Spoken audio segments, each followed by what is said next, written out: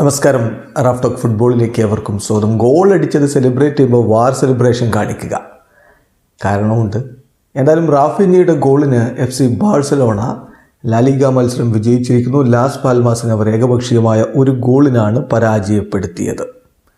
മത്സരത്തിൽ FC ബാഴ്സലോണയുടെ മുന്നേറ്റങ്ങൾ നയിച്ചുകൊണ്ട് Robert Lewandowski, Raphinha, Lamine Yamal എന്നിവരാണ് ഒരുമിച്ചിറങ്ങിയത്.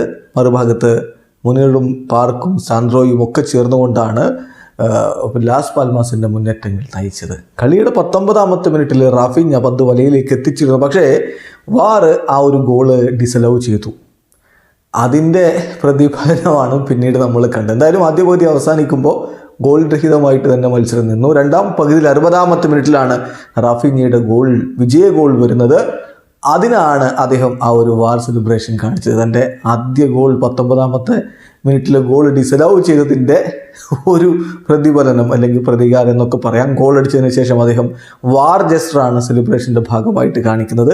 എന്തായാലും ആ ഒറ്റ ഗോളിന് പിന്നീട് FC ബാഴ്സലോണ വിജയിച്ച് കയറുകയും ചെയ്തു. മത്സരം വിജയിച്ചതോടുകൂടി ഇപ്പോൾ 30 കളികളിൽ നിന്ന് 67 പോയിൻ്റ് ആയിട്ടുണ്ട് FC ബാഴ്സലോണക്ക്. അവർ ലാലിഗ ടേബിളിൽ 2ാം സ്ഥാനത്താണ്. 29 കളികളിൽ നിന്ന് 72 പോയിൻ്റുള്ള റയൽ മാഡ്രിഡ് ആണ് ഇപ്പോഴും ലാലിഗയിൽ 1ാം സ്ഥാനത്തുള്ളത്.